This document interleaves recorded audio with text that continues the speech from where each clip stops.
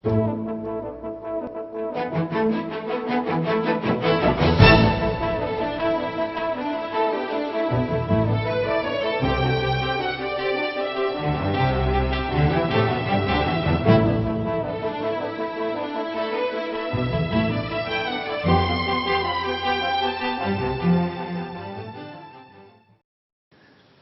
we're going to talk about an alternative lifestyle now, because all we've basically done so far is to look at everything that's bad.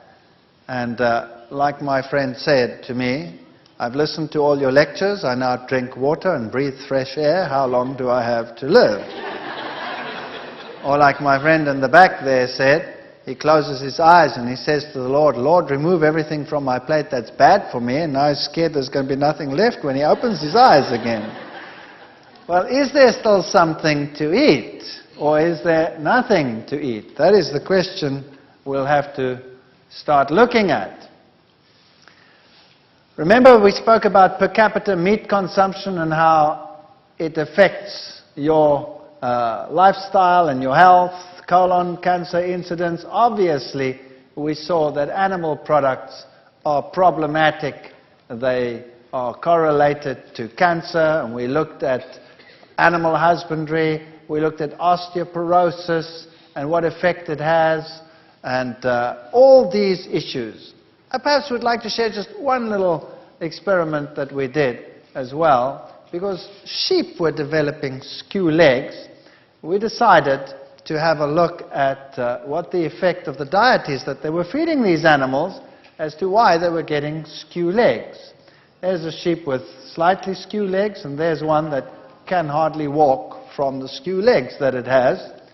When we analyzed their bones, those that had received animal protein had a low calcium to phosphorus ratio in the bone.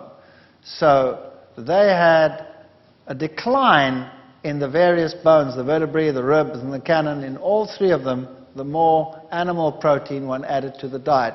And these days they feed these animals fish meal, carcass meal, bone meal, all of these things. When we compared those that received animal protein versus plant protein, the calcium loss, as you see there again in the sheep, was 3 times as great. Deformity in those that got animal protein was much higher than those that received plant protein, and calcium to phosphorus ratios in the bone were very low when they received animal protein. And generally speaking, this is what we found. If we look at this little graph over here, we found that if we gave them plant protein only at a 12% level, they had very good bone development. If we added 3%, 5%, 8% animal protein, it got worse and worse. But if we added 8% plant protein, it actually improved. So plant protein definitely is the way to have a healthy system. We also spoke in the lectures about fear in the food chain and how animal products today are not what they were in the past, because there are bacterial resistances which are very high, reaching up to 100% levels in many, many cases. That means that bacteria don't work, are not affected by the antibiotics at all. We also compared animal products compared to plant products in terms of toxic levels and how toxins are increased up the food chain, giving us many reasons why we should avoid these products. Remember, we looked at fish oils and saw that they were just as high in cholesterol as the others, and that plant foods could give you the omega-3 fatty acids, like the avocado, and especially also the nuts and the seed items could give you everything that you required. And these are often arguments which are used as to why one should not become a vegetarian. Where would you get you this? Where would you get you that? Plants give you everything, provided you have a variety in your diet. Of course, if you're going to eat lettuce leaves and carrot sprigs, then you're going to have a problem. So one has to make wise decisions when one changes one's lifestyle, and if one wants to avoid all the potential hazards in the animal husbandry industry. Can plants replace meat? The answer is yes, they can. But you have to be wise and circumspect in what you are doing. And the bottom of the food chain should look like this from now on. Active lifestyles, long lifestyles, those are the things that we want. Longevity. The Hunzas, for example, were famous for their longevity and their almost total lack of degenerative diseases. And why? Because they had lifestyles which were largely vegan, vegetarian, active, walking up and down.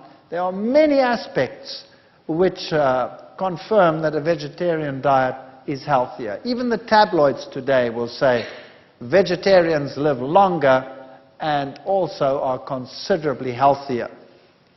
For example, if you want to do maximum endurance tests, you will find that those on a high meat diet have the lowest endurance for sustained maximum to exhaustion exercise. Mixed diets, that means lower meat, fat and protein diets, were sort of midway, and the vegetarian diets, high carbohydrate diets, gave the highest endurance rate, more than double that of the other groupings. So science and sports science today has contributed a lot to the breakdown of prejudice against diets. Then there were some very important people who were vegetarians. Albert Einstein was a vegetarian. George Bernard Shaw was a vegetarian. Wilhelm Busch. The McCartneys were. But Linda McCartney died at a very early age, although she was a vegetarian. And people say, well, what's the problem over here? Well, just get hold of one of her recipe books and see what she did. Everything she did was fried in oil. Everything. Now, we looked at the carcinogenic effects of that. And so there are issues that you have to look at. You can't just say, I'm going to give up eating animal products, I'm going to switch to plant products, and then you prepare everything in an unhealthy way. You're going to have a problem. So we have to be circumspect. And of course, there is nothing that can guarantee a disease-free life. It can just give you a greater probability of a disease-free life. And just to show you that beautiful women can also be vegetarian. Both Whitney Houston and Michelle Pfeiffer were vegetarian. Also endurance and marathon running and sporting activities, all of these are enhanced by vegetarian diets. Blood pressure. Vegetarians have considerably lower blood pressure than non-vegetarians. And these are lacto-vegetarians over here, lacto-ovo-vegetarians. If we put a vegan down here, the blood pressures are still lower.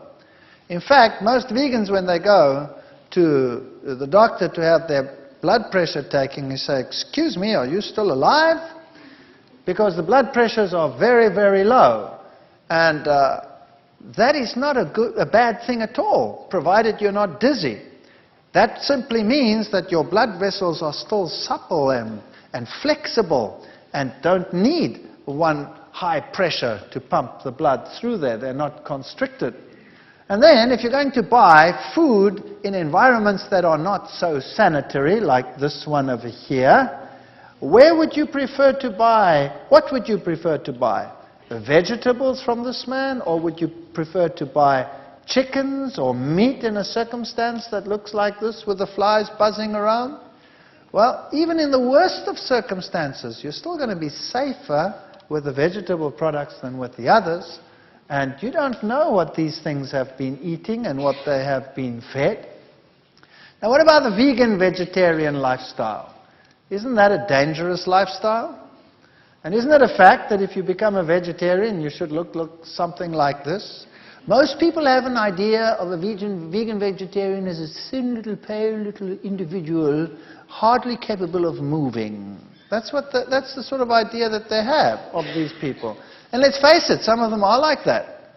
And the reason why is because they've thrown everything off their plate and substituted it with nothing. And then they become something like this. And it is a sad state of affairs. American Journal of Clinical Nutrition, vegans, vegetarians, whole food omnivores had adequate intakes of most nutrients and were exemplars of balance, variety, moderation in comparisons with omnivores in their sample and the general population.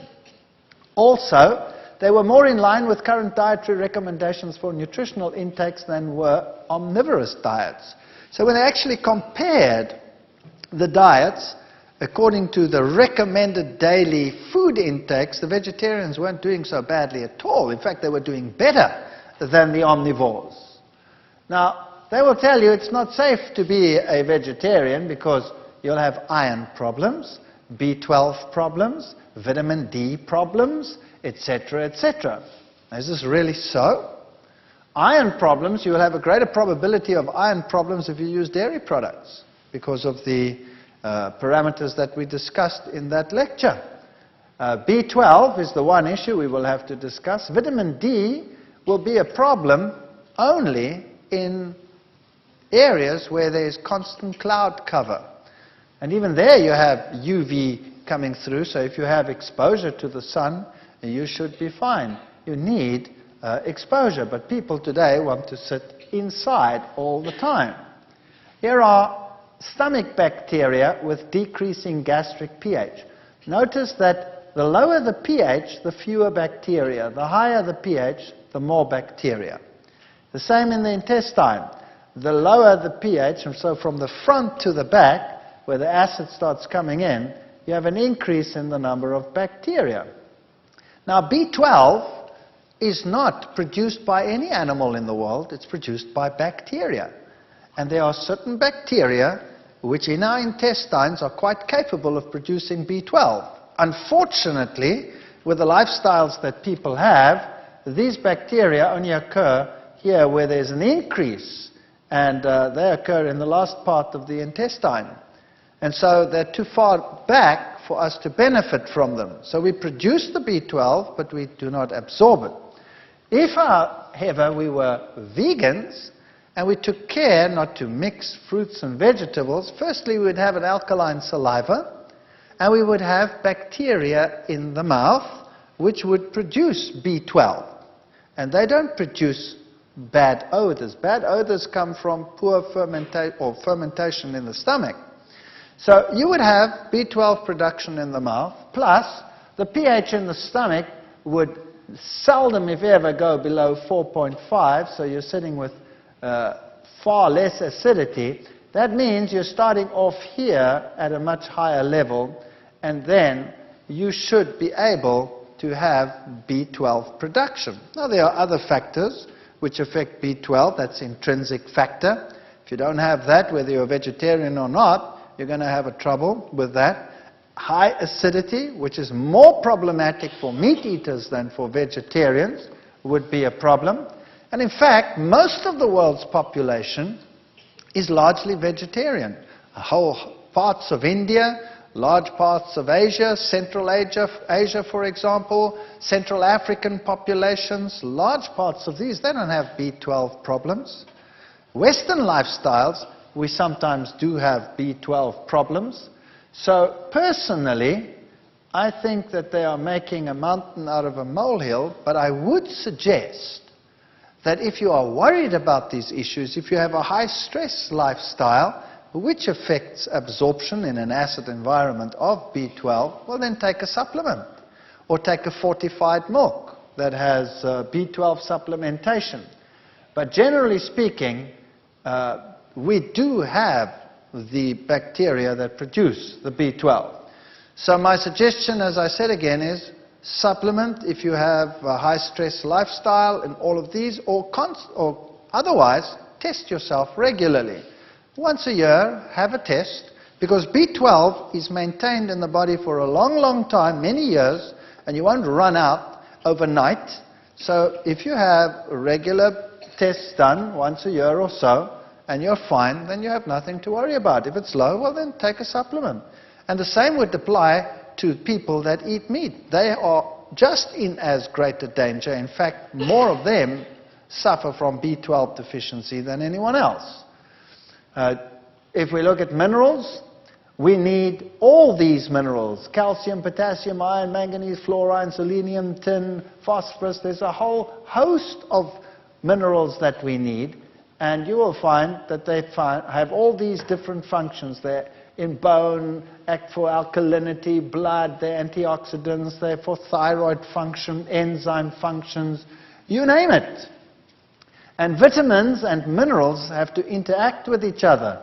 So if you want to have good activity of vitamin E, you'll have to have selenium and zinc and calcium, and all of these have to be together in the body.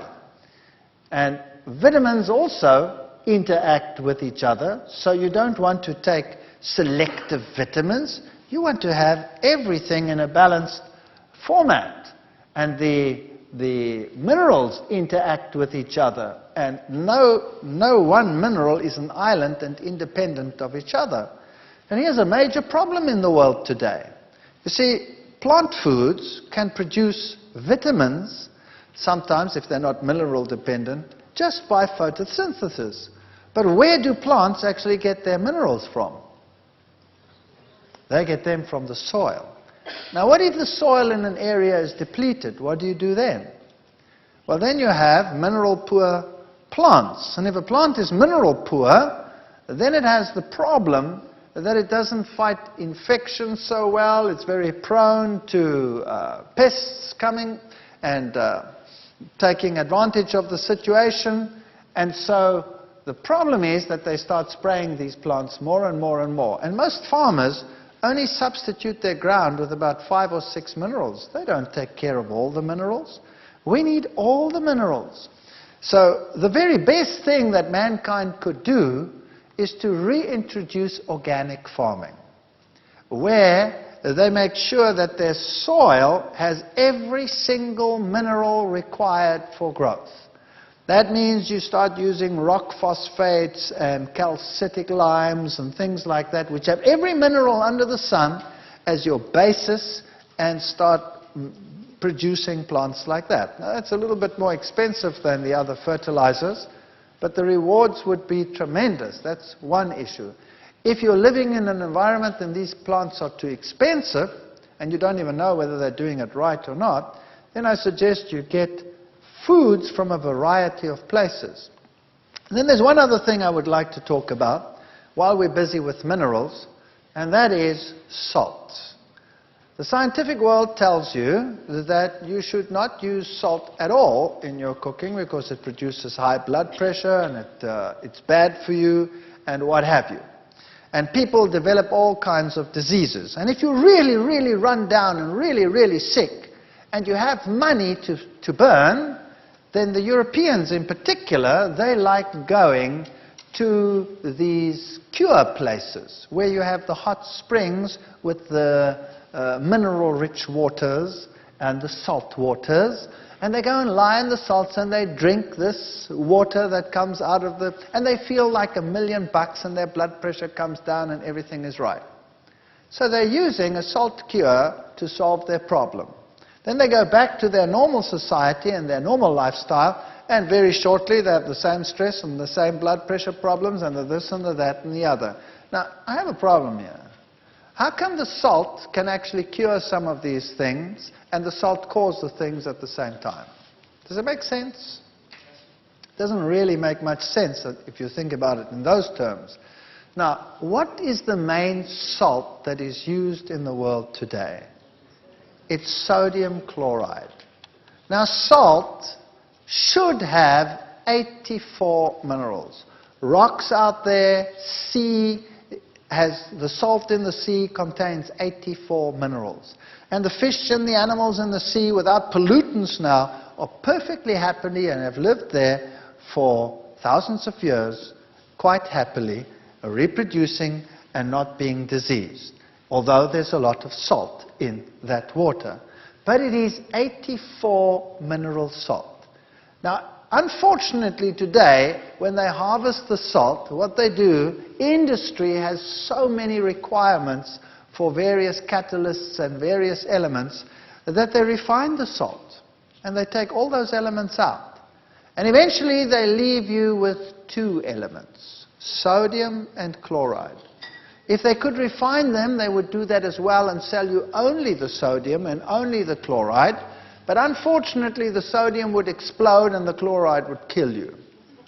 So they at least sell you the sodium chloride. 2 elements out of the 84. And then occasionally they have a twinge of conscience and they add one more, which is that, iodine. And they tell you, best to buy iodized salts. And now you start cooking with 2 elements. Just do a simple test. Take sea salt, which has 84 elements, and put it on your tongue, and just rub it around there. And see how long you last. You'll last for a long time. And eventually it actually tastes quite pleasant. And then you take normal table salt, sodium chloride, and you put that on your tongue, and you see how long you last. And you'll see it'll burn your tongue like crazy, and you won't be able to handle it. And it'll have this sharp taste.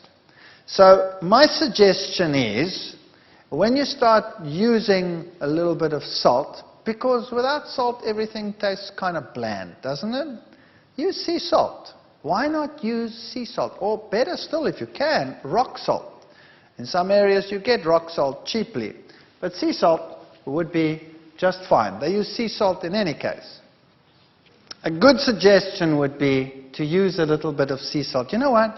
It'll taste better as well. Once you get used to it, it tastes a lot better. And of course, don't use excessive amounts of salt, but generally just use a little and it'll be so much tastier. Zinc, they'll tell you that's a problem for vegetarians. That's not true. If you look at beans, for example, they have relatively high levels of zinc in them. And some grains, popcorn even has, popcorn is one of the highest sources of zinc, generally speaking. And wheat germ has high levels of zinc, and wheat bran. So that is not true, that vegetarian diets won't provide enough zinc. So generally speaking, if you have foods that are yellow, then you will have your vitamin A's, and if you have your grains and your nuts and your legumes in there, you should be getting everything that you require. Increase in dietary needs during pregnancy, you need a lot of folic acid, folacin you need a little bit more protein, and all of these. Can a vegetarian diet supply these? Of course. Seeds, avocados, nuts will supply all the folic acid that you require. Now just a couple of general guidelines. Number 1, you have to eat an abundance of fruits, grains, nuts, seeds, legumes, and vegetables. You cannot just remove the heavy foods and sit with only fruits or only vegetables. You have to have grains, varieties of nuts, seeds, legumes in your diet, and you don't have to eat them as such. You can work with them and change them and modify them. You have to eat more alkaline-forming foods than acid-forming foods. That happens automatically when you become vegetarian. And avoid acid formation by choosing correct food combinations. 3 simple criteria, two of which you have to watch, one which comes automatically. Now, if you read some health books, they have so many complex things that you have to do that you have to buy yourself a computer just to, start working out what you must do in the kitchen. And eventually you go totally nuts. And there are so many rules and regulations as to what you must eat that you might as well just forget it. I don't know whether you've heard all of these things. I know there's so many of them. You're not allowed to eat what grows above the ground with what grows below the ground. You're not allowed to mix proteins and carbohydrates at the same meal. Have you heard all of those before? I mean, there are really silly ideas out there. Then how did God make grain? Grain consists of protein and carbohydrates. How do you make legumes? Consists of proteins and carbohydrates. Every food consists of proteins and carbohydrates. It's a silly idea. The problem is not the protein and the carbohydrate together. The problem is the animal protein and the carbohydrate together. Does that make sense? Because the plant protein digests quickly. So if you don't have animal proteins in your diet, then all of the problems associated with the so-called mixing of protein and carbohydrate disappear. So you want a diet rich in carbohydrates, and not like many recommend, low carbohydrate. You want to burn your body with a clean burning fuel.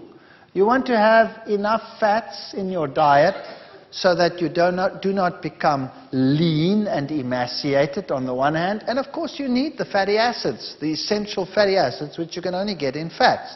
So you get those if you have your seeds and your nuts and your legumes in your diet. And your proteins, you satisfy your general needs, kids a little bit more than the adults, and you want to have more alkaline forming foods than acid forming foods. How do you do that? It's very simple. The high acid foods are the meats. Bacon, beef, chicken, crabs, eggs, fish, ham. Those are the high acid forming foods with 15 to 40% acid formation. Medium is grains, legumes, lentils, oats, peanuts, rye, wheat, some nuts, etc. And the low, some fruits, cranberries and plums. That doesn't mean you mustn't eat them. Not at all, because they're so low acid forming it doesn't make any difference. And some of the fats. And your high alkalines are all your dried fruits, vegetables. Well, molasses is on there because it's alkaline forming, but it's still a more refined food. Beet greens, Swiss chard, dandelion, those are your high alkaline foods. Your medium ones are most fruits and vegetables. And some legumes are actually alkaline forming. Particularly if you're now old and you have a little bit of arthritis problems and things like that already, then it's good to introduce things like lima beans, navy beans, peas, generally, chickpeas, all of those, nuts. The only alkaline nuts are almonds, chestnuts, and coconuts. The almond is a very good nut. And then you have some grains that are alkaline, like millet. Millet is an excellent grain. We'll talk about that in a moment. Sorghum. And then, of course, your kidney beans, snap beans, soybeans. All of this is alkaline forming. This is excellent food. So once you cut out the animal products, you don't even have to worry about acid-alkaline diets. And by the way, it's the minerals that are acid producing more than anything else. So your alkaline minerals abound in fruits and vegetables. Now, here's a typical suggestion. They say you must have legumes, nuts, seeds, including nut butters. You can use fortified soys or soy milks, vegetables, fruits, grains and bread. And if you get enough of those in the diet, you should be fine. And when it comes to young children, the only thing that changes is the proportion. So you want to have cereals in the diet, you want to have fruits pureed, but when it comes to the energy foods, you want more of those in children's foods than in the others. So cereals, fruits, protein foods, green leafy or yellow vegetables will supply every single requirement that you need. And you can see that all of it is being met, or 99%, with just a very moderate intake. Some useful equipment that you need. A good blender is very useful in vegetarian cooking, because you're going to start making nut creams and nut butters and milks and sauces and things like that, and cheese substitutes and all kinds of things. So a good blender is a very, very good investment. Now, when I talk about a good blender, I mean that one that has a powerful engine and one that will really spin. Because if you buy a weak one, it won't do the job. It'll irritate you. It'll chop the things around, and you'll have gritty pieces in your mouth when you want to find cream, for example. It'll be most unsatisfactory. So rather invest in a good blender. A heavy base or non-stick frying pan, waterless cookware might be quite good. And some people like extras like waffle irons, food processors. And if you're really going all out, some means to grind your own flour. That's just nice. If you have access to stone ground flour, well, then you don't have to get those pieces of equipment. Stone ground flour is a terrific way to go. Ensuring proper combinations. Notice that there are some foods that are neutral. That is, all grains, all legumes, all nuts, all seeds, some vegetables, like those that are high in water, like cucumber, lettuce, sprouts, tomatoes, some people yes, some people no, and the herby plants. Those would be sort of neutral, and some fruits would be neutral, the high oil ones, avocados and olives. Then the fruits is anything else that is a fruit, like an apple, an apricot, banana, and what have you. All of these can be eaten together with this. So you can have a meal which contains a grain. Let's say bread, a roll. And you could have a patty on there which is made of legumes and nuts. And you can have lettuce on there, and sprouts on there, and tomato on there. And you can have a sauce on there which you make with seeds or nuts, combinations. You can have avocados as a butter and olives in there and eat it with all that fruit. So you can have a terrific meal with a table full of fruit and bread and spreads and all kinds of stuff and patties, but you don't mix your vegetables in there. So if you want to have a meal with vegetables, then the vegetables are also compatible with any one of those. But the vegetable and the fruit together, they're a problem. And that's a very interesting thing. You see, the fruit digests the fastest. These, if they are all of plant origin, digest second fastest, and the vegetables, which have hard, compact cell walls, digest the slowest. So if you mix these two, you will actually get fermentation. Whereas if you mix those two, you don't get fermentation. Mixing fruits and vegetables, no fermentation. The time is not long enough difference for fermentation. Mix vegetables and the grains and legumes and nuts, etc. Time is not long enough for fermentation. Mix the two together, you have a problem. So that is just to keep a nice alkaline system. It makes a big difference in terms of, for example, acidity, and also just alertness. It's not a law of Medes and Persians, and if you are a guest somewhere or you do not have the possibility of always doing this, then it's no big deal. If I do it, for example, I'm quite sensitive to this because I actually take care not to do it. If I do it on occasion, I feel the difference. I feel I have less energy. So these are sort of the neutrals that you can eat with any category of food, with fruits or with vegetables, whatever. Grain-legume combination is always a good combination because of the protein. It gives you a perfect protein. So a diet that contains grains, nuts, seeds, fruits, vegetables will supply a superb blend of nutrients. And the African diet, as we said, is legumes and grains, and that is their protein source. Then they have lots of vegetables and lots of fruit. And now let's talk about whole foods. What is the power of a whole food plant? Number one, it exceeds that of their component parts. So if you take the things apart and you eat them separately, like in refined foods you would have to do that, you do not have this enhancement that you get in the whole food plant. Secondly, 1 cup of cooked kale has 50 milligrams of vitamin C and 13 international units of vitamin E. That's pathetic. That's pathetic. The antioxidant potential of 1 cup of kale is equal, however, because of the other components, to 800 milligrams of vitamin C and 1,100 units of vitamin E. So you could be looking at 13 and say that's pathetic, but because of the other components which boost it, it's actually that much. And the balance is so much better. So it's far better to eat a whole food than to eat anything separate. Refined foods, avoid them.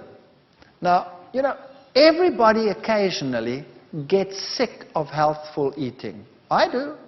You know, you eat healthy food every day. I'm sick of all this healthy food. I feel like something wicked today. Well, then you go out and you eat something wicked within certain parameters, if you know what I mean. You don't go and slaughter an ox now. But a refined food occasionally, who cares? Or something really sweet and disgusting, who cares? As long as that's not your lifestyle. Don't become fanatical about food because you'll not only make yourself but everyone around you miserable. And try never to see what other people eat. It's not your business. What you eat is your business. And what they eat is their business. Set a nice example, and people will like to follow it. Don't refine it. If you can, use it. Now, what does that mean? How do you think whole foods? What do you do? What do you do if you find a pile of nuts and seeds and stuff like that? You go clonk, clonk, clonk, clonk, put it on your plate and say, there. You want to be a whole food fanatic? Go and eat it. No. You must learn what to do with them. You must change these things. These are whole foods. Those are whole foods. And variety, variety, variety is the spice of life.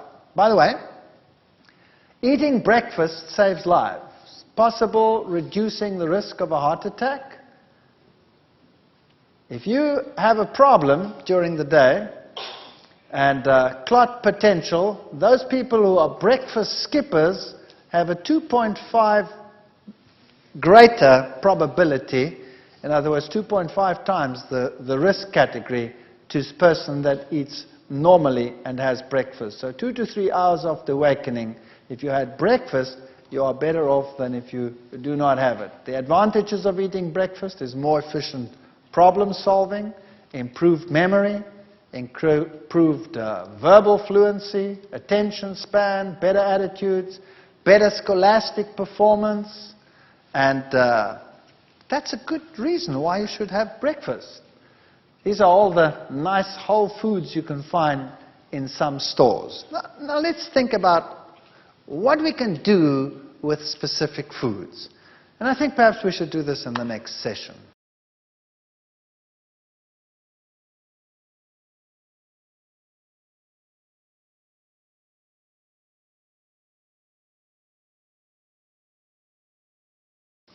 All right, we were talking about all the advantages of vegetarian lifestyles, and now we want to concentrate on what to do with specific foods. For example, grains. You are now thrown out a lot of things. You've thrown out dairy, you've thrown out meat, you've thrown out all of those things. Now, what to replace them with? Now you have to start thinking grains. You know, if we were to take the grains in the world and put them into tiny little packets, just like this, we did this once in South Africa. We went to a seed store and we bought all the different edible grains and put them into tiny packets, and we packed them around the hall from one side all the way around, right round, and said to the people, you go and look at all those grains. And they were stunned. All the grains that you can buy, all the sorghums and the various wheat types and the eastern grains and the millets and all these wonderful things, just hundreds of different grains. So there's barley, for example, which is a rich mineral food and is rich in B5 vitamin. So if you have B5, that promotes fat metabolism. So if it's cold, if it's winter, for example, just a touch of barley in something, in a stew, or a little bit of barley mixed in with rice that you're cooking, and you have a better heat production. Maize, for example, is an excellent food. These are all the different grains that you have to start thinking about and what you can do with them. Millet is a fantastic grain. It's a wonder food. It's China's oldest grain. It can replace eggs in all patties, pancakes. Millet patties are fantastic. Just fry a little bit of onions. You don't even have to use oil to fry onions. You can just use a dash of water and a dash of something to make it a little bit flavored. Whatever it is, soy sauce or whatever. And then just saute them until they go brown and sticky, and keep turning them around. And add that to a patty with cooked millet and a little bit of oats to bind it, and you have a wonderful patty. It replaces eggs. It's very high in iron. It's high in vitamin E. And the great thing about it, it's an alkaline grain. So people, older people in particular, people that already have joint pains or anything like that, could benefit tremendously from this. And what is even better, it's a complete protein. So for children, it's a wonderful grain. Protects against arthritis. It's one of the alkaline grains. It's high in lecithin. It's a complete protein. Added to bread, cookies, muesli, soups, casseroles, whatever. You can do marvelous things with millet. Just cook a little bit of millet. If you want to make a spread, cook together until soft, just like you would cook rice. 1 cup millet, 2.5 cups water. So you take the millet, make sure you buy dehusked millet. Millet is bird seeds. You know how birds live and how long they live just off millet, nothing else? They do very well on millet, so we could do well on millet. But we don't have beaks. We have teeth. And birds dehusk the millet, and then the husks lie down there. If you bought it husked, you would have a chewing experience par excellence. So, just like any other grain, you have to buy it dehusked. A little bit of salt, good salt. You can put something to make it yellow. You could just, for example, use a little bit of turmeric. If you don't want to use turmeric, use a tip of a carrot and blend it in there, then it goes yellow. And some water, and you blend till smooth, and then it looks like that. Looks like a butter. You can have bread with millet spread. It's rather neutral, so you could put something sweet on there, you could put something savory on there, you could do whatever you like. With millet, you can make a fantastic pudding. Notice how smooth and creamy it looks once you've put it in a blender. So you put this cooked millet in a blender and you make it absolute smooth and creamy, then you can make a pudding out of that that is fantastic. So you can blend in some dates, for example. You could blend in a little bit of carob powder, then you'd have a chocolate pudding. Then you put in a yellow layer on top of that. You could put fruit in between, put it in the refrigerator, and you could make a pudding that is better than any bought instant pudding. Marvelous things you can make with millet. Oats is another wonder food. It's a very good calcium source. It's high in iron B. It's the second best protein grain.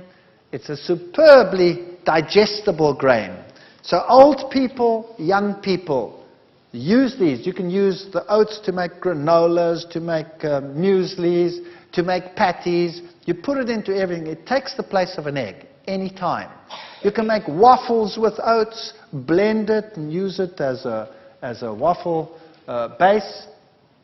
Wonderful things you can make with oats. We'll come to some recipes in a moment. Rye, for example, is a German grain, and add some rye to your flour just to change things round a little bit. Muesli, rolled oats, chopped nuts, raisins, pumpkin seeds. The pumpkin seed is a seed with an incredibly good protein in it. It's also a complete protein, and just a little bit of pumpkin seeds will provide all your protein needs for a whole day. So if you could start your day with rolled oats and nuts and raisins and seeds and some fruit, shredded coconut maybe, sunflower seeds, sesame seeds, and you roast them all together or toast the slightly rolled oats onto the grill, stirring frequently, and lightly brown, spread the sunflower and sesame and coconut over the top, and mix the remaining ingredients, and you have a great muesli. If you want to make a granola, which is more crunchy, granolas that you buy in the stores are full of oil. And the oil that they mostly use is sunflower seed oil. And because it's packaged like that, it's oxidized. So it's really not the best thing in the world, and it's horrendously expensive. Have you noticed that? You can make it far cheaper, and it tastes terrific, and you don't need any oil.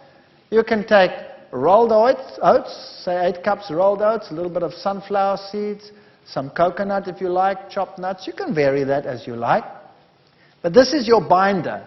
2 ripe bananas, 1.5 cup chopped dates, a little bit of good salt, hot water. You can use some natural vanilla.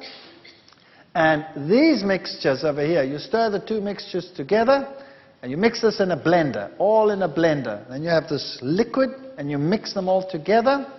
And you put them in a cookie sheet and bake them at 250 Fahrenheit. That's a low heat. That's a low heat for about 1 hour, stirring every half hour. And then it becomes a nice crunchy granola with no oil in it. Tastes terrific. Serve that with soy milk, and you've got it made. And it's a lot cheaper if you buy these in a store where they sell seeds cheaply. Rice, try getting used to unrefined rice. It just makes such a difference. Now, some people don't like brown rice. They say it's too chewy. The way to get around that is to soak the brown rice overnight like you would soak legumes. And then when you cook it, it gets light and fluffy. That solves the problem. And you don't lose 80% of the B1, 40% of the B2, and 60% of the B3 vitamins, as you do with white rice. And start using the rice differently as well. Don't throw the leftovers away. Use them in patties and become innovative. You don't throw anything away. You remodel everything. That's what you do. And you make great things. Wheat. Notice that I've written there, bread, bread, bread. Do you know, people today are suffering from wheat allergies and gluten allergies and this allergy and that allergy. Have you noticed that? Most of these allergies are secondary dairy allergies. Bottom line, if you throw out the dairy, which is making everything else with it incompatible, we always throw out the good and we keep the bad. It's horrendous what we do. Throw out the bad and keep the good. People say to me, for example, oh, I can't eat apples. They make me sick. I said, you eat an apple after you've had a meal with meat and, you know, then you eat an apple and the apple makes you sick? And he says, yes, that's exactly what I do. I said, well, why don't you try throwing out the meat and eating the apple? Oh, no. That's a horrendous thought. So I'd rather have the meat and not eat the apple. Why is the apple fermenting and making you sick when you're eating the meat? Because it's staying in your stomach for 6 hours. Obviously it's going to ferment, so throw the apple out. Sorry, throw the meat out. That would be a better solution. So bread, bread, bread. Use the wheat. It's a high energy food. It's an excellent primary nutrient combination. It's mineral rich. It's rich in B and E vitamins. And try not using refined. Try getting whole grains. And if you buy whole wheat grain at your store, remember what you are getting. They have bolted the wheat. They have huge piles of bran. They're selling most of their flour as white flour. And then they have the germ. So normally what they do when they sell you whole wheat flour is they're going to take the white and they're going to mix as much of that bran back in there as they can. And you're buying a pack of 50 or 60% bran, 40% white flour. That's not what it's like in a grain. You bake a bread that's as heavy as a rock, number one. Nobody wants to eat it because there's not enough white flour mixed in with the bran as it would be with stone ground flour. All kinds of problems with that. Try and get stone ground flour, and if you cannot, if it's impossible, then do your own. Even if you have to soak grain and liquidize it and use that as a dough, that would still be better. But when you make your own bread, you can play around. You can add rye. You can add a little bit of millet. You can have all kinds of things. The easiest bread to break is the simplest bread. So here's a simple bread for you. 1 kilogram stone ground flour, that's about 2.2 pounds or something like that. Stone ground whole wheat flour, approximately 10 cups. 1 packet of instant active yeast. It doesn't matter which yeast you're going to use. You're going to destroy the yeast in the heat in any case. And a little bit of good salt. 1.5 tablespoons of good salt, not sodium chloride. Then you blend together 900 milliliters of water, and then you can add anything sweet. It doesn't matter what it is. You could add white sugar. It wouldn't make any difference. You know why? Because the yeast is going to utilize it all. It's going to just use it up if you don't put too much in it. But it's also good to use, let's say, fruit. You could use a little bit of raisins. Half a cup would be a little bit much. I would say a 1/4 cup raisins or a tablespoon raw brown sugar. Or you could use honey. You could use molasses. You could use something sweet like an apple. You could grind it up and or liquidize it, and that could be your sweetener. So 900 milliliters of warm water, that's about almost 2 pints, and then something sweet. Best would be liquidized currants, would be the very best, because they're very high in iron. And mix that in there, and then knead your bread. Knead your bread, and knead your bread, and let it rise, and punch it down, and knead your bread, and then you mix and develop the gluten, so that it's like chewing gum, you know? like chewing gum. If you then put it in the oven, all the air that is produced by the yeast gets trapped, and the bread rises nicely, and you bake it in the oven at a relatively high heat to begin with to stabilize the bread. Then you'll have a light, sweet bread. If you do not mix it properly, what's going to happen is the gas is going to produce, the bread will go up, there's not enough chewing gum to trap it, to blow a bubble. So what happens? The bubbles pop, and the bread goes, and you bake a perfect brick. And you need a chainsaw to cut your slices, or you could kill your husband with it if you're angry with him. So a simple bread has very few ingredients. Now people actually say, now hang on a second, is that a healthy bread? I actually want everything healthy in my bread. And they put all the things that they can think of in the bread, and they bake this heavy bread, and they need a wheelbarrow to cart it around.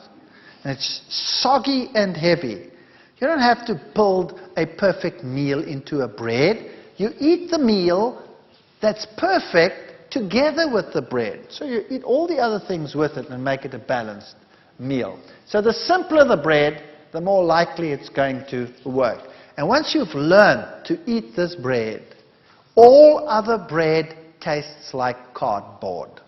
I assure you. If I don't get this type of bread, I get withdrawal symptoms after a while. And that's what a bread should look like. It should be nice and light and fluffy. It shouldn't be heavy and soggy. Nothing wrong with a heavier bread. For example, rye breads will be heavier. But what's nicer than a good bread? Now, legumes.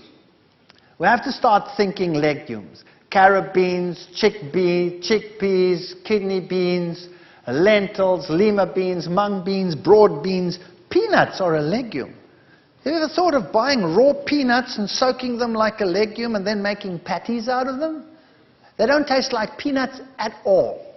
Only roasted peanuts taste like peanut butter. They taste like a legume, but they taste like a rich, almost lamby, beefy legume. When you make a patty out of them, they really are magnificent as a legume.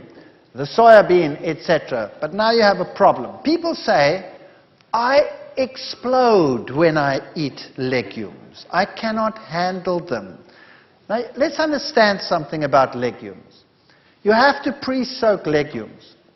Raw, dried legumes contain alkaloids, glycosides, saponins, and these are a problem. In fact, they are in the seed to prevent it from germinating. It's an enzyme suppressant. So if you take a legume and you soak it in water, and the legume soaks up all the water, how many of these products have you got rid of? None. They're all still in the legume. Now you take your legume, it's nice and soaked, and you prepare it and you cook it, and all those enzyme suppressants that prevent the legume from sprouting are still in there. Now you're getting those enzyme suppressants into your stomach, and you're not digesting it too well. Your enzymes are also suppressed. So eventually it goes all the way down, gets to the colon. The colon works with these products, and then starts fermenting the legume in the colon, and that leads to an explosive experience. Right? So what you want with a legume is you want to get rid of these things. You want to get rid of them. How do you do that? You soak in huge quantities of water. And the water goes what color? Goes either reddish brown or one of those, right? That's all the tannins and the saponins and the glycosides and the stuff that's coming out. Now, what do you do with that water? What do you do with it? You throw it away. And not like some well-meaning individual who thinks, well, this looks so good, I'm going to cook the pea soup with that one. Well, I'll tell you, you don't need nuclear weapons then. Just send that pea soup. It's the most explosive thing under the sun. So what I would suggest is that you buy your legumes, soak them in lots of water, pour the water off regularly. If you're sensitive to legumes, do that if it need be for 2 days, 3 days regularly. If you don't change the water regularly, they'll go bad. Just keep on pouring off the water. And then what do? Going to wait 3 days or 2 days for a meal? Of course not. You put them into freezer bags and you pop them in the freezer and they're fine. People will say, oh, don't I lose the energy value and the food value? No, you don't. You can take those very seeds and go and plant them and they will grow. What happens in nature, in Europe, in the winter? What happens to those seeds? They freeze in the ground, and then when the water comes and it rains, then all the stuff leaches out. When the stuff is out, then it can sprout and it will grow. All the nutrients that you need are in there. So soaking is essential for a legume. There are lots and lots of different legumes, and you can have such fun with legumes. You can make the greatest stews, the greatest soups, the greatest patties. You can make roasts. You can go to town on a legume. But you don't have to have huge quantities of legumes in your meals. That's another problem. We eat too much of it. It must just be a portion of the meal, and the rest must be the vegetables or the fruits or whatever else you want to go with it. The soybean is such a magnificent bean. It is rich in linoleic acid. It is good calcium source, iron source, everything that you need. And if you look at the composition of selected soybeans, I'll just put this here for clarity's sake. Beef, for example, look down that list over there and compare with raw or cooked soybeans, you will see that the soybean compares excellently with anything else. And tofu is a wonderful food. You can make great things with tofu. You can make mayonnaises. A little bit of soft tofu, water, onion salt, garlic salt, or whatever you like. Lemon juice, honey, or a little bit of raw sugar to taste. Blend them together, you have a mayonnaise. Now imagine what a mayonnaise normally is made of. What's a mayonnaise made of? Egg yolk upon egg yolk upon egg yolk, together with lots of sunflower seed oil, together with lots of vinegar. It's the worst combination under the sun. It's the worst for your cardiovascular system. You cannot imagine worse. Imagine a mayonnaise that you make with blended cashew nuts. Take some cashew nuts, cover them with water, blend them till they're very smooth, add a little bit of your favorite seasoning, and then some lemon juice, and voila, you have a mayonnaise that is absolutely marvelous. Now people say, cashew nuts, that's expensive. Hello? How much does a chicken cost in this country? What does a chicken cost? Who can tell me? So let's say $4, right? So let's say that chicken weighs what? 1.5 kilos. So let's say it's about $3, or let's say $2 per pound. Is that about right? Is that about right? $2 per pound. Good. How much of that chicken is bone? At least half of it is bone. So you're not paying $2 per pound, you're paying $4 per pound already for your chicken. Now, how much of that chicken, once you have deboned it, is water? 70% of it is water. So how much are you paying for your chicken? Well, you go and work it out. You're paying anything up to $7, $8, $9, $10 per pound for your chicken. It's a very expensive meal. It looks cheap, but what you're getting is water, 70%, what you're paying for. If you buy cashew nuts, how much of it is food? 100%. So even if you're paying $4 or $5, it's still cheaper than your chicken. So don't tell me cashew nuts are cheap or expensive. All right, you need very little to feed a whole lot. You can make great mayonnaises with tofu. You can make omelets with tofu. You can make, there's so many things. Go to any Korean or Chinese person and ask them, what do I do with tofu? And you will be stunned. So go to the various nations that use these foods. Omelets are terrific with tofu. Half a cup of tofu, you can use a little bit of rice flour, add a little bit of cashew, ground nuts, that would be great, liquidized.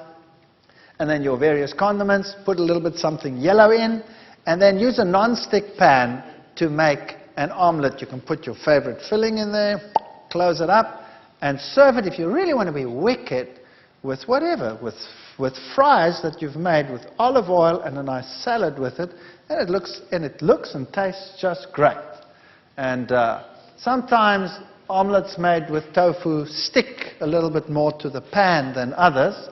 So that's no problem. The ones that stick and break, they go to the wife, and the good ones come to me. Simple as that. But when I get home now, my wife can have the better ones, and I'll take the broken ones.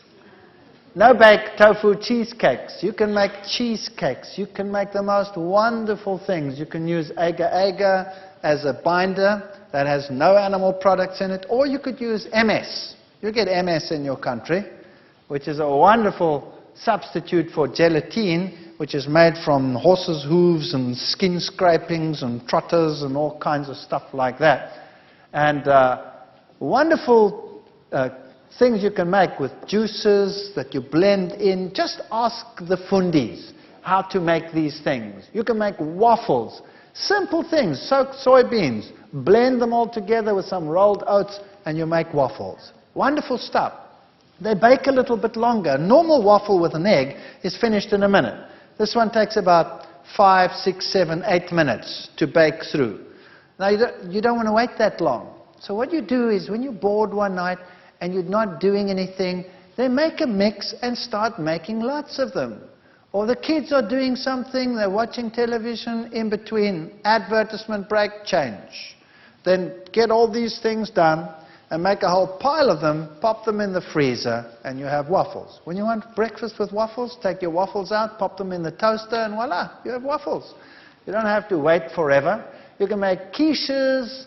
It's simple. Once you add a little bit of these blended nuts and some lemon juice and all of these things in, you can make wonderful things with these foods, and you won't even miss that you're not using eggs. Kidney beans and your own baked beans and Mexican food, and you name it. And sprouts. Start using sprouts. Sprouts have enzymes in them. They help you to digest your food. They're wonderful. Mung bean sprouts. Once you get used to them, you'll start craving them. Chickpeas. Chickpeas are wonderful food. Chickpeas is magic. If you have soaked chickpeas and you blend it and you bring it to a boil, it goes thick by itself. Then you can use it as a sauce. You can even make a mayonnaise out of it by adding lemon juice and a dash of something sweet or tangy, whatever you like. And you can make mayonnaises out of chickpeas. You can make hummus out of chickpeas. Who knows hummus? Yeah, all of these things. Start thinking about these things and start using carob. Now, carob means you have to re-educate your palate, because we're all used to chocolate. And once you have re-educated your palate to carob, which takes a while, because we all have perverted palates, then chocolate actually tastes obnoxious. Believe me, I ate whole slabs of chocolate in one go. I cannot stand the taste of chocolate anymore. But carob I can handle, especially if you coat things with it, like raisins, or coat nuts with it, then it's very handleable and it's very, very pleasant. And a carob drink is a wonderful substitute. Take soy milk, add some carob powder and a little bit of fructose, and you bring that, make that hot and serve that. And I'll tell you, young people just love it. And it tastes great. And you can make chocolate sauces, chocolate desserts with carob. Just have to get used to it. Lentils, you can make slices, you can make all kinds of interesting things. Mock liverwurst with it, some cooked lentils, a little bit of cold oats porridge, chopped onions. Margarine is what gives it the flavor. If you like, a large clove of garlic, some salt, and blend this together and keep the onions just a little bit chewy, in other words, not pureed, and then you have this crunchy liverwurst taste that you can put on bread. You can make savory spreads. And it's the herbs that do it, the basils and the oregano and the tomato pastes, which add the different flavors. And your nuts and your seeds are your sauces and your creams and your energy booster. So, for example, if you're as thin as a rake and you want to put on some weight, then you start using more of these foods. If you are overweight and you want to lose, you use less of these foods. It's as simple as that. You don't have to give up anything, you just use less. And you're only using it as a flavorant. So you can make nut milks, nut sauces, nut creams, nut mayonnaises. And you could use seeds as well. You could make the same thing with sunflower seeds. You could make sunflower mayonnaises, sunflower creams, sunflower sauces. Same things. You can do it with sesames. You can make your own tahinis, your own creams with sesame, sunflower, with pumpkin, any one of those. So start looking at nuts differently. Coconut. Coconut contains saturated fat. So if you have a problem with weight, a little bit more coconut in the diet, coconut cream, coconut milk, that will make you put on weight. And it is not true that you're going to suffer cardiovascular disease. Because it comes packed with plant protein, it doesn't have that effect. Saturated is not necessarily as bad as animal saturated foods. Otherwise, all the South Sea Island people would have cardiovascular disease in the past, and they didn't have it. So my wife, for example, she tends to be on the leaner side.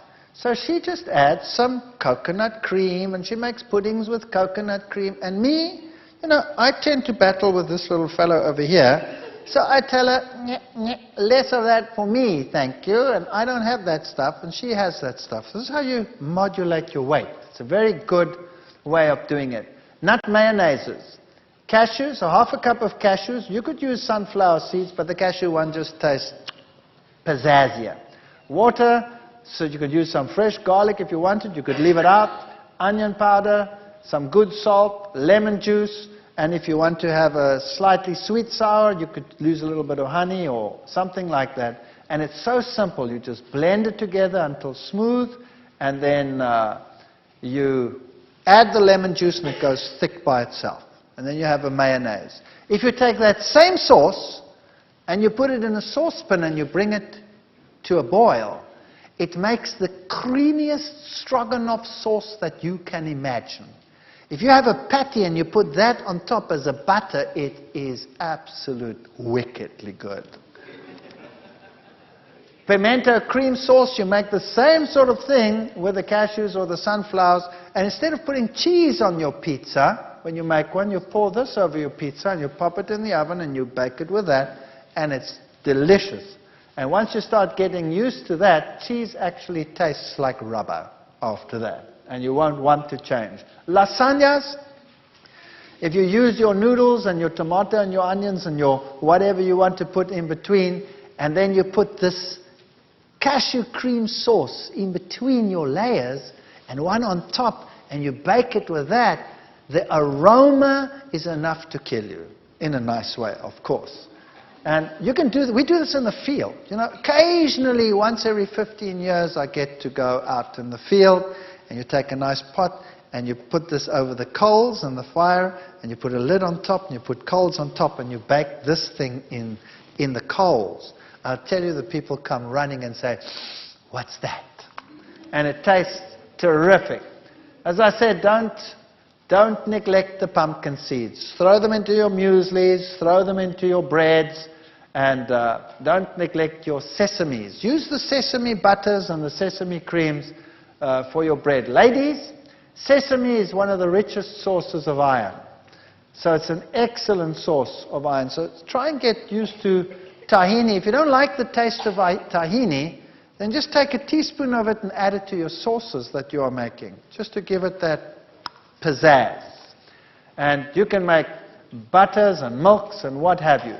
Fruits and vegetables. Remember, variety is the spice of life. And there are lots of fruits on the market.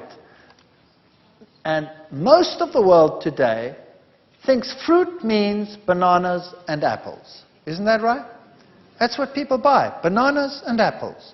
Now, there's nothing wrong with bananas and apples. Bananas and apples are good. By the way, now that I think of apples, people tell me, what about apple cider vinegar?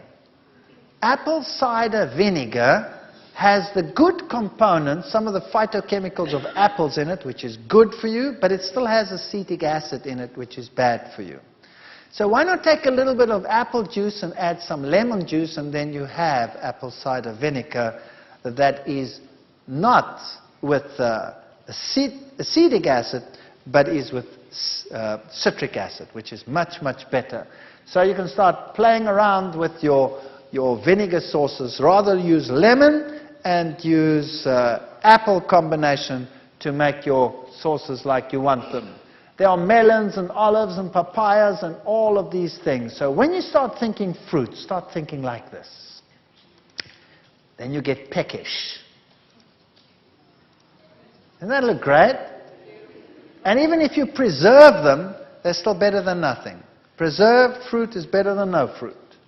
And when you start thinking vegetables, again, think variety. Think cauliflower, broccoli, Brussels sprouts. Think dark green things. And you know what? If you don't like them, start changing them. If you don't like spinach, well, many people, if you get a cooked spinach leaf on your plate, that might not be so appetizing.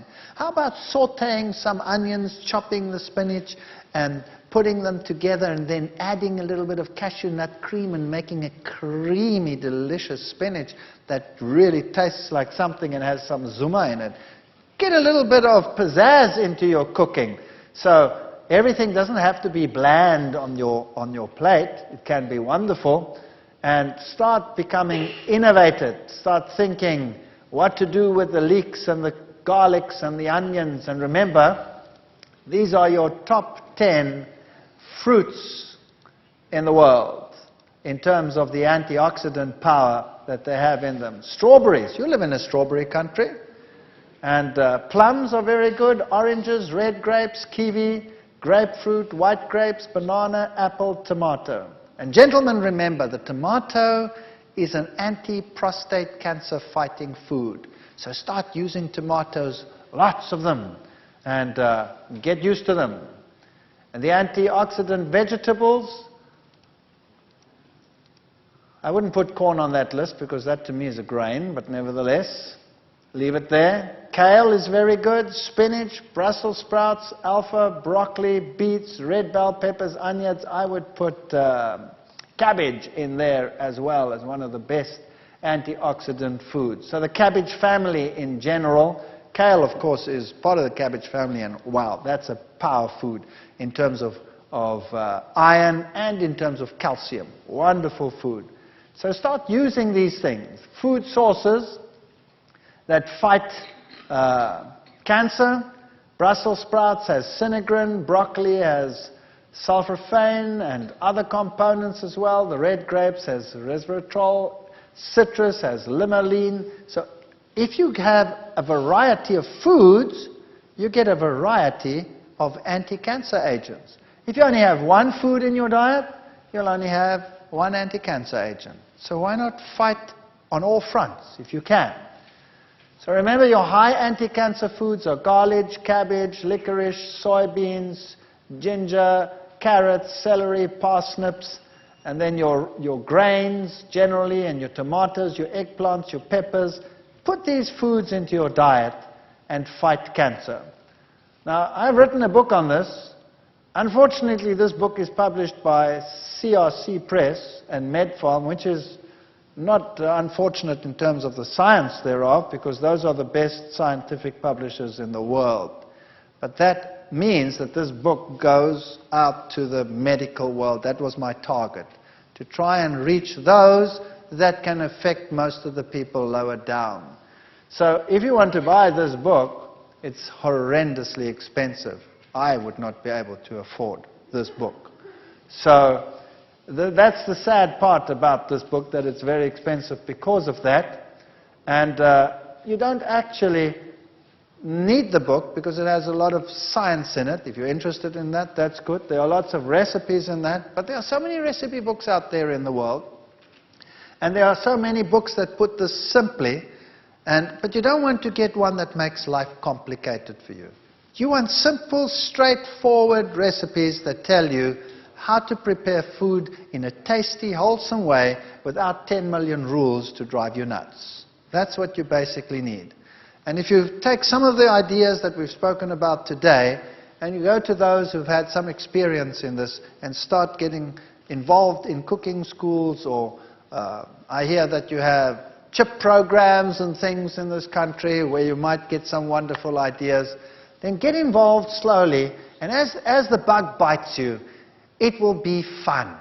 And once it starts being fun, and once it starts tasting good, you will feel better, you'll be excited, you'll have more energy, and you can be an example to others. Don't make a religion out of your diet. There's nothing worse than putting diet before religion. God comes first, food comes second. Food is there to be enjoyed, but why not enjoy it and be healthy at the same time? Thank you. Are you thinking of transitioning to a plant-based vegan, vegetarian diet? But does the transition seem foreign and almost overwhelming? What about all your favorite foods that contain meat or dairy? Learning to cook quick and healthy cuisine just got easier with the new Wellspring Healthy Cooking DVD set. Now you can attend a cooking school while in the comfort of your own home. Watch as experts guide you from start to finish in preparing over 50 scrumptious plant-based recipes as served at one of America's premier medical resorts, the Lifestyle Center of America.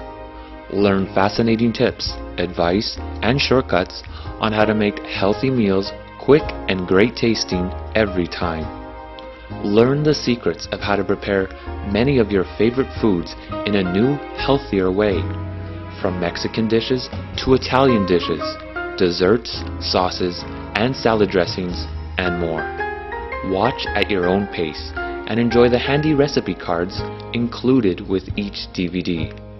Now available in a 3-volume set. Obtain your copy by calling 1-866-572-9457 or visit us online at www.amazinghealth.org. You won't be disappointed.